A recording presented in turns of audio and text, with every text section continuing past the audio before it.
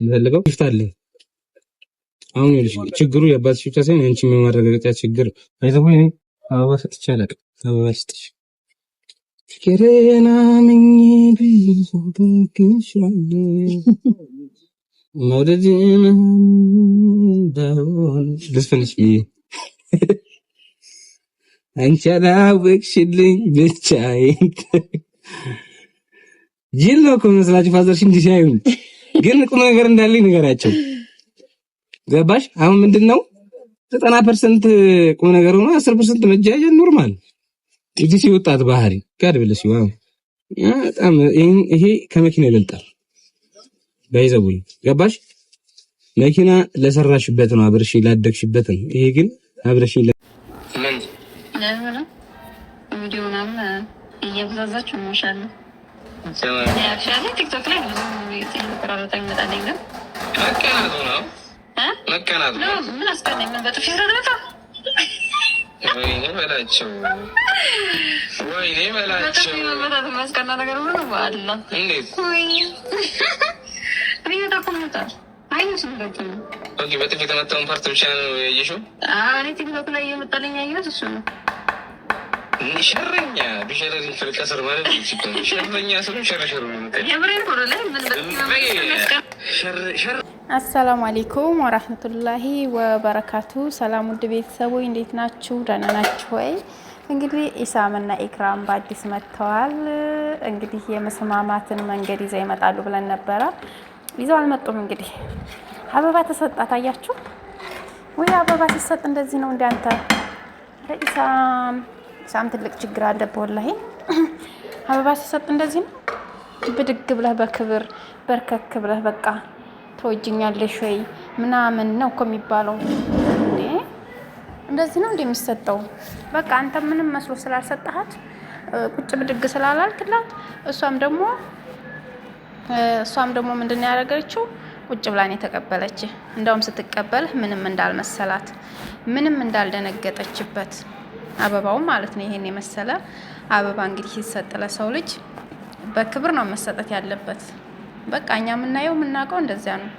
በክብር ይሰጠናል። በክብር አሽትተን ማሻአላህ ብለን አመስግነን ነው የምንቀበለው ማለት ነው።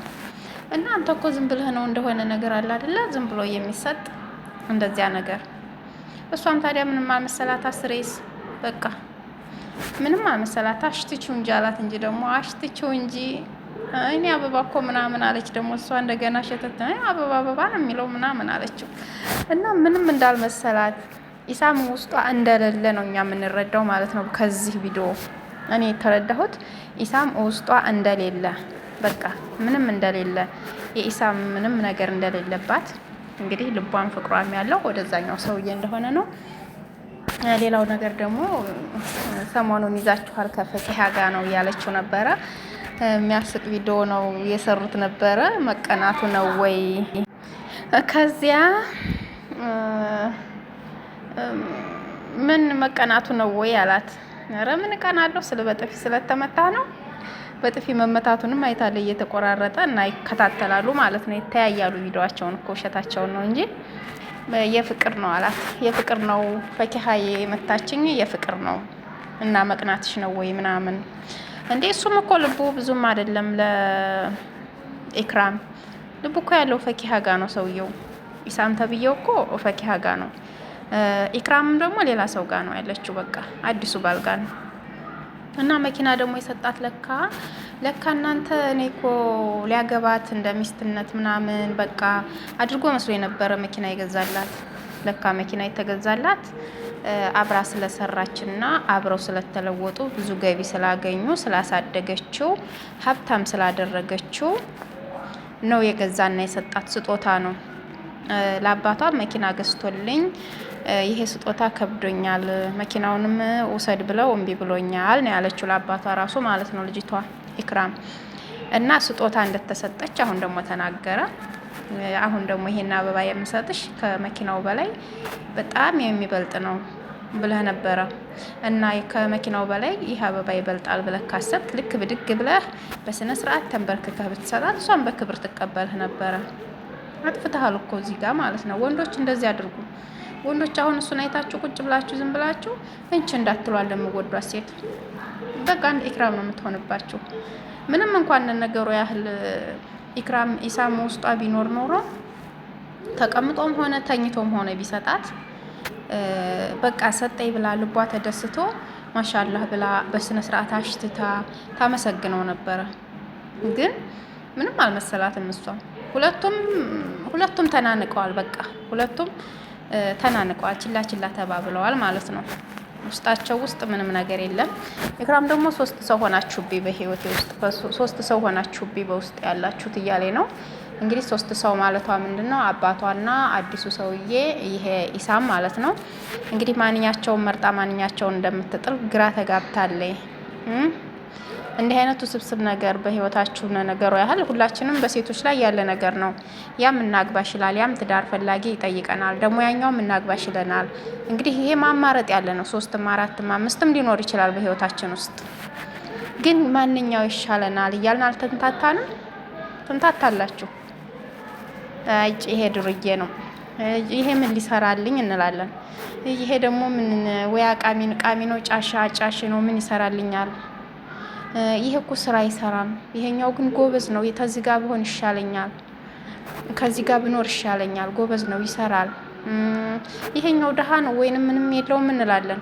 ወይንም ይሄኛው ደግሞ እኮ ሀብታም ነው፣ ግን እኮ ባገባውም በቃ ዝም ብሎ ይጫወትብኛ መጨረሻ ላይ ምናምን በቃ ውስጣችን እንታታብናል። ዞሮ ዞሮ አይደለም። እናማ የተመታሁበትን ብቻ ፓርት ነው ወያየሹ እያለ ነበረ። ትምታኝ ደጋረገችኝ ስለምወዳት ስለምትወደኝ ነው አላለም። እንደው ኢክራምን ትንሽ እንኳን አፈራት ትልም። አንተ ትናንትና እኮ ነው ይቺ ከእንትና ጋር የተዋወቅከው። አቤት ወንድ ልጅ ስለምትወደኝ ነው ስለምወዳት ስለምትወደኝ ነው የፍቅር ነው ምናምን አለ እንጂ ውይ ኢሳም ኧረ ይከብዳል፣ ይደብራል ከምር። እንዴ ከእንትና ጋር እኮ የተዋወቃችሁ ትናንትና ነው ከፈኪሃ ጋር። ይሄን ያክል እንደዚህ ታደርጋለህ? እሺ ለምንድን ነው እንደዚህ አልካት? አበባውን በስነ ስርዓት ስላልተቀበለችህ ወይንስ ምንድን ነው? እና ደግሞ ውሳኔ እኔ አባትሽን አንቺ ከኔ ፍቅር ቢኖርሽ እና ከኔ ጋር መኖር ፍላጎት ቢኖርሽ አባትሽን የግድ ታሳመኝ ነበር ነው ያላት። አዎ እሱማ ነው ብላዋለች። ግን አባቴ የወደደው ይሄኛውን ስለሆነ ነው። አባትሽ ደግሞ ሳያችሁ ስታይ ሲያው ዝም ብሎ ጅል ይመስላችኋለሁ ያለው እውነቱን ነው። እውነትም ጅል ትመስላችኋለህ። ከላይ ሲያው ሀራዳንህ፣ ግን ከውስጥ ያኔ አስተሳሰብ ትንሽ እንዴት ቁጭ ብለህ እኔ አበባ ይሰጣል እንደዚህ በቃ ይሄ ነው እኔ እንትን ያለ ማለት ነው። እና በጣም ይከብዳል። ለማንኛውም ማለት ነው ለመፍረድ ይከብዳል። ከማንኛችሁ ጋር ችግር እንዳለና ከማንኛችሁ ጋር እንደሆነ ምናምን እኔ አላቅም፣ ብቻ ይከብዳል። እሺ እንግዲህ ከፈኪሃ ጋር እንደሚጋቡ እርግጠኛ ነኝ። ከፈኪሃ ጋር እንዲቀጥሉ ኢክራምም ከዛኛው ከምትወደው ጋር ትቀጥል። ይሄም ግን እኔ እንጃ አህሙን ትታውማ ፈኪሃ እዚህ ጋር እንድትመጣ አልፈቅድም። አህሙ በጣም ስለሚወዳት ከምር በጣም ነው የሚፈልጋት። እንግዲህ አንተ ደግሞ ቢጤህን አላህ ይስጥ ማለት ነው። ይሄኛው ኢሳም ገብቶሃል አይደለ?